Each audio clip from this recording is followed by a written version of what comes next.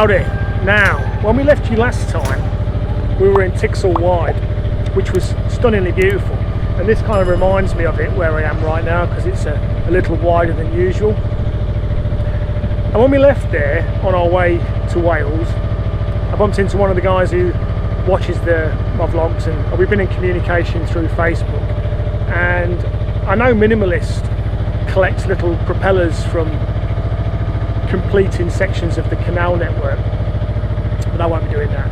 What I'm going to be doing is collecting real propellers like this. Oh, that's bloody heavy. Which Mark was very kind to donate, because we've been discussing how underpropped Badger is. He said he doesn't mind if that doesn't fit, we can use it to trade in for another one, so much appreciated, Mark. That was very nice of you. He appeared out of nowhere while I was filling up with water.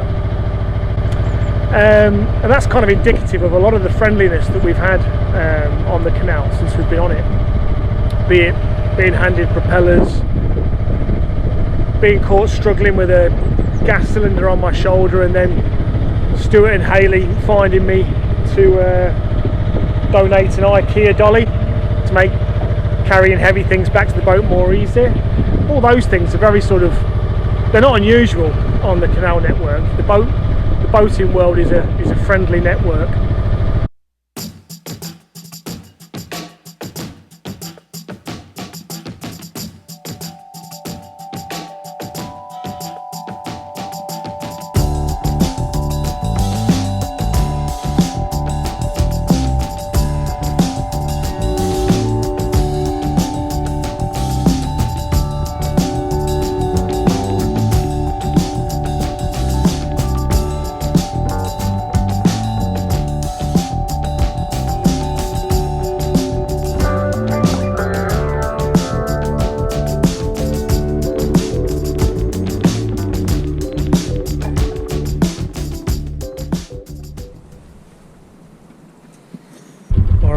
Lovely to wake up to surroundings like this.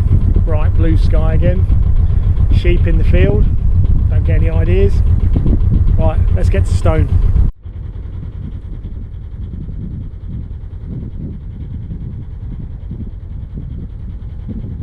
This took us about 10 months now to get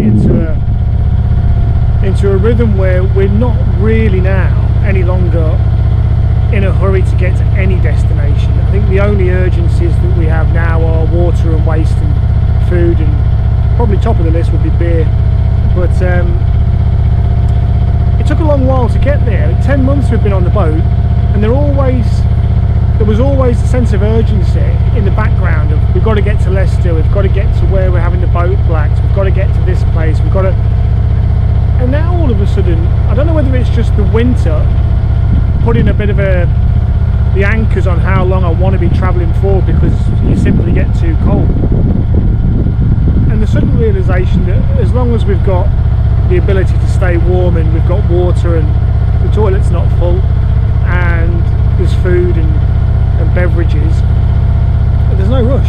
And it means that I'll stop now maybe halfway through the day rather than going towards the end of the cruising day, because why not?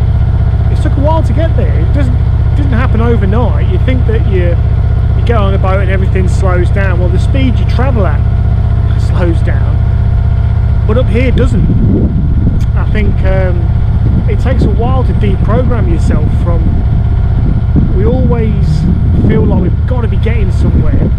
And I think when we were driving the boat down recently, and all those cars were careering and charging past you, and you do feel like you're in another world, it dawns on you that as long as you have the ability to make money online, and as long as you have all those things that I've mentioned previously, then really if we see a nice spot, we should just stop. Yeah, it's amazing really. You don't realise how programmed you've become until you remove yourself from the equation, and it takes a while for those ripples to calm down.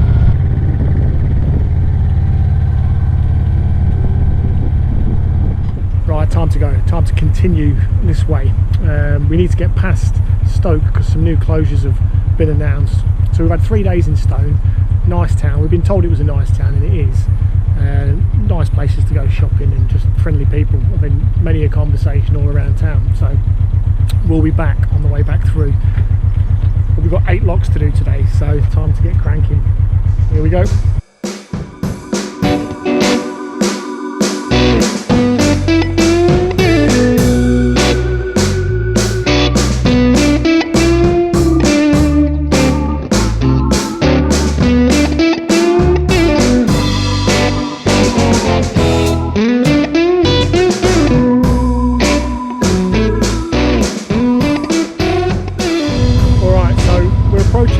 Harecastle tunnel.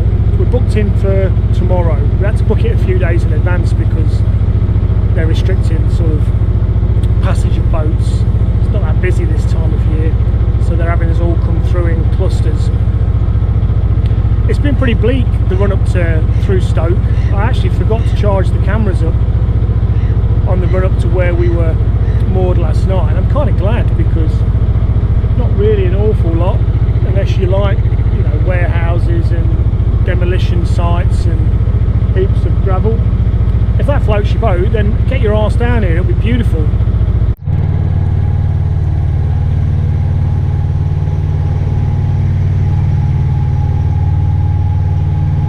And another thing, I'm going to need to clear stuff off the roof. The clearance in the tunnel is extremely low, and we had to give sort of air draft and water draft measurements before we booked online, but that doesn't include obviously what's on the roof itself. So today I'll be bringing everything off the roof and trying to squirrel it away somewhere, and the chimney will have to come off as well tomorrow, and we'll have to let the fire go out overnight because you can't have the stove going either as you pass through the tunnel.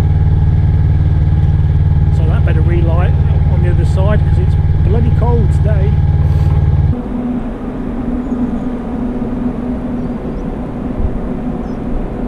Alright, so this is Harecastle Tunnel, affectionately known as Scarecastle Tunnel, because obviously it's long, dark and low and wet.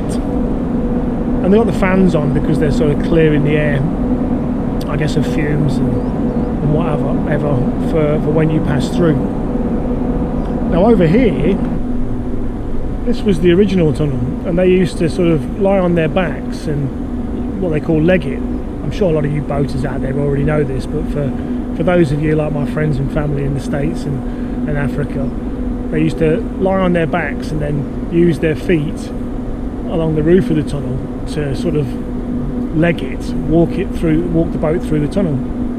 But it was built 250 years ago, and the roof has subsided so much that it became unusable. So the new tunnel is the one we're going through today. So we're just going to top up with water and wait for our slot to go through, and then time to get dark, cold and wet. Doors are shut behind you, fans will go on. Cheers, Rupert. And if you want toilets and showers on the left hand side in the office. Awesome. And hopefully I'll see you in a couple of months. Hopefully. Take it easy, mate.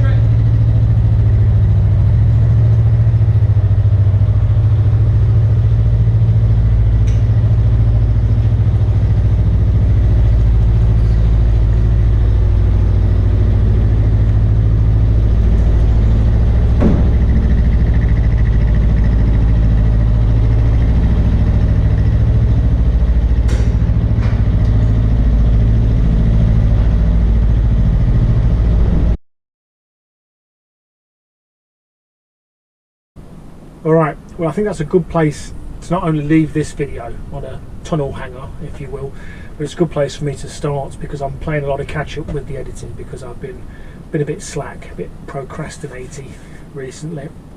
I'd like to take a moment to thank though the people that use the Buy Me a Coffee link in the description. Kevin Reimer again and Nigel again, thank you very much guys, because on a wet, windy, miserable weekend that we've got at the moment, this is going to see me through. And I also can't forget my mother-in-law in Jamaica, Alpha, who also bought me some beers from many a mile away. So cheers Alpha, best mother-in-law ever.